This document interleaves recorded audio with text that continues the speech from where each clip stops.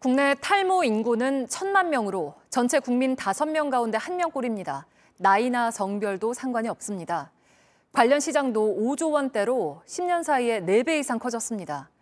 그런데 두피 관리나 치료법이라면서 하도 여러 얘기들이 나오다 보니 헷갈린다는 분들이 계십니다.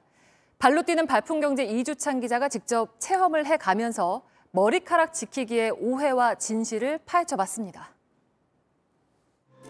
하루 100개 이상 머리카락이 빠진다.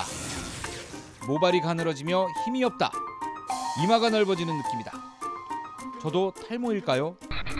어떤 상태인가요?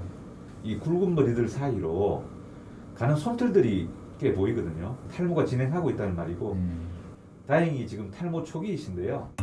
저만 그럴까요?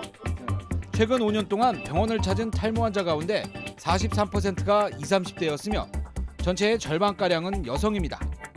젊은 층은 후천적 탈모가 많은데 스트레스나 과도한 다이어트에 따른 영양 부족 등이 원인입니다.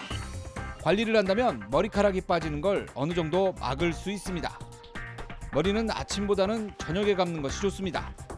온종일 헤어스타일용 제품과 미세먼지 등에 시달렸던 두피를 깨끗하게 해주는 것이 좋기 때문입니다. 손가락 끝으로 힘있게 마사지하듯 감고 간단한 기구를 이용하면 효과적입니다.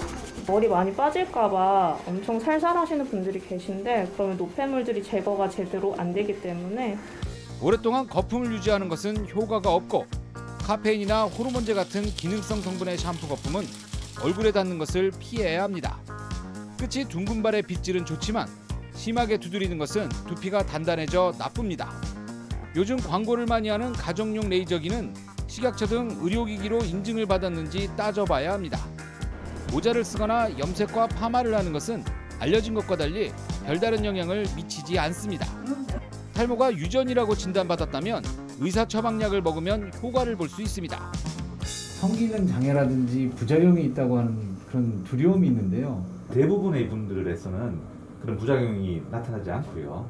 부작용이 나타나더라도 약을 끊으면 다시 회복되기 때문에 걱정하지 마시고.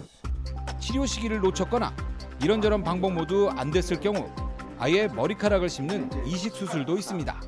반짝반짝 다 머리가 빠진 공간도 다 채울 수 이식이 있습니다. 가능하고 탈모 정도와 상관없이 이 탈모의 유전적인 탈모의 영향을 받지 않는 그 뒷머리를 뽑아서 앞쪽으로 이식을 해주면 영구적으로 그 부위에 이제 모발이 자라게 됩니다.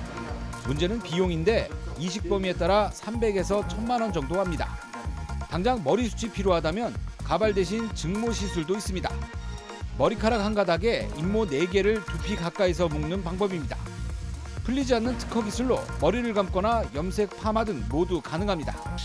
탈모 환자가 1,000만 명이 넘는 만큼 국민질병으로 간주해야 한다는 목소리도 나옵니다. 이것저것 다 해봤는데 정말 탈모 치료하는데 돈이 많이 들고 비싸요. 의료보험 혜택을 받았으면 좋겠네요. 하지만 현재는 스트레스성 원형 탈모만 건강보험의 혜택을 받을 수 있습니다. JTBC 이주찬입니다.